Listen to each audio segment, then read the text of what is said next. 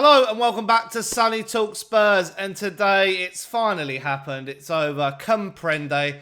Harry Kane has left Tottenham Hotspur and is joining Bayern Munich. But before we get into this video, if you are new around here, ahead of the new season, why don't you like the video, subscribe to the channel, and I'll be glad to welcome you to the Sonny Talk Spurs community. Now, let's get into the video. And yeah, as I say, Harry Kane is now on his way to Bayern Munich to become one of their players and to lead their line, and hopefully for his sake win a trophy, a Champions League, a Bundesliga, a DFB Pokal. And it's over. It's finished. This saga dragged on for long enough.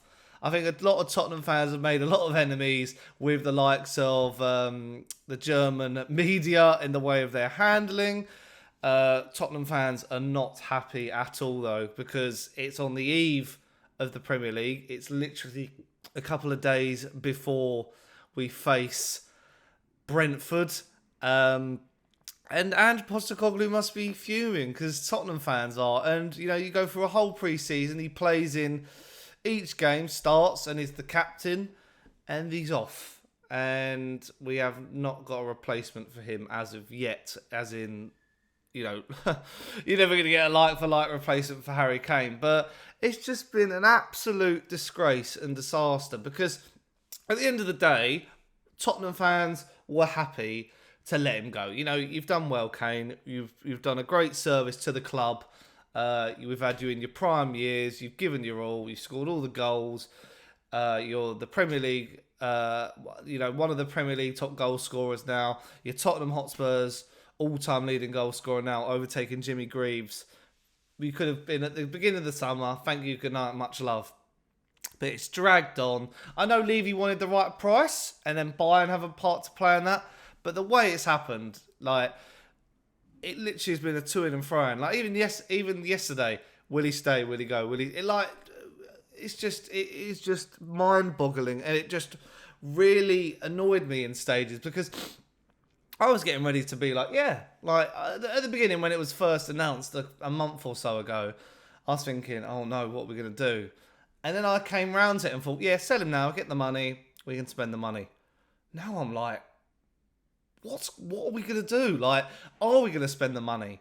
Have we spent the money? Like, we've already spent a hefty bunch already, but we need a lot more to get to that next level, whatever that level is. I don't know what level we are anymore, because, you know, everyone I talk to now thinks we're going to finish 7th, 8th, 9th, 10th without Harry Kane, because, you know, last season he did score 30 Premier League goals for us in a team that was very negative and defensive. But you'd have to hope that under Ange's style play, with a lot more attacking football, the goals will maybe shift around the team, but who knows. I'm more worried about our defence, I will say. But as for Harry Kane, you know, I have to say fair play. Like, you know, he is going on probably to bigger and better things. He always wanted a trophy, and we haven't been able to give that to him, or he hasn't been able to give that to us. Whatever you view it as, it is very upsetting. It is disappointing. It is sad. But I can't be annoyed at the player. Like, he's been good. But then I would have liked him to come out and maybe say something. I know players don't really do that, but we've been on tender hooks of, like, what's going on. Like, I actually thought if he'd stayed, he would have said something after the Brentford game, but obviously he's off. So in a couple of weeks' time, when he probably does a few interviews, it'll be clear. But a lot has to fall at the door of Daniel Levy again. I feel like I'm a stuck record when I say that, but he is absolutely... Honestly, I can't get over Daniel Levy. He's a joke. He is just... It just doesn't happen to any other club. It gives me flashbacks of selling Berbatov, you know, selling Modric, selling Bale. It's the same doo-doo, different day. It's just absolutely...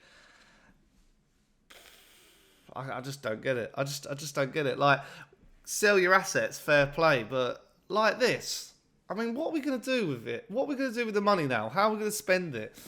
I just can't envision it. And, you know, we've seen with West Ham with the Declan Rice money. You know, they did that quite early doors. I know it dragged on a little bit, but they're only just really spending that now. So, I'm concerned when it comes to that regard. But as for Kane, yeah, what a player. Honestly, one of the best players of a striker that the Premier League has ever seen. I don't know what he'll do after. I mean, a lot of people are saying he could come back to Tottenham in a couple of years and break the goal record, Premier League goal record, that is. Maybe he does. He doesn't do that. Maybe he comes back to a Man United or another team who might want his services. It's hard. It's hard to really tell at this stage because he's going to sign a 4-year deal by the looks of it at Bayern Munich, and it's still quite raw. It's still weird. I still don't know fully how to believe it because it's just a weird one. Because you just feel like with some of these players, you're going to have them forever, but then sometimes you also think like, are they going to go earlier than expected? Like Bale and Modric and players like that I've mentioned, and Berbatov. They went and then hit that another level. They were great at us, but they hit another level. Whereas Kane, I mean, he's going to smash the Bundesliga up. He's going to be scoring 5s and 6s against Gladbach and bloody Stuttgart. They're still in the division. But it just makes me think, what about his legacy as well? Like, obviously, his Spurs legacy will be intact. Like, he's probably our greatest ever player. He's our all-time leading top goal scorer. But will fans be happy if he just wins the Bundesliga or a DFB Pokal? He's got to really win a Champions League to really be taken seriously in the folklore of football. And I mean, I see him as a world-class player anyway, like, no doubt. But I'm talking about football Twitter. I'm talking about your armchair fan or anyone like that who is like, going to run their mouth about where Kane ranks. Zlatan Ibrahimovic never won a Champions League. So maybe if he could win a Bundesliga and something else, maybe that's good enough. I don't know. You have to let me know in the comments down below if you think that's good enough. But the jury's pretty much out on that. But yeah, as I say, still quite raw. I don't know what Tottenham are going to do. I have no idea what's going to happen now. I did a Premier League season predictions yesterday. They've probably all gone out the window now.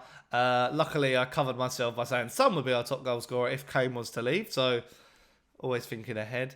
But yeah, it is a weird one. It's a tricky one. It's a sticky one. He's gone. We got the money in. You have to be happy. We got a good fee, reasonable fee for a player with 1 year left on his contract. So it's not all doom and gloom, I guess. But yeah, let me know. What do you think? Are you sad, obviously, that Kane's gone? Are you happy we got a fee for him? What have you made of Levy during the negotiations? What have you made of Bayern Munich? Let me know all your thoughts in the comments down below. And as I say, if you're new around here, please leave a like on the video. Subscribe to the channel. I think this season's going to be even more interesting now. And my next video will probably be a review on the Brentford game. However that goes, I'll see you after that. Ciao.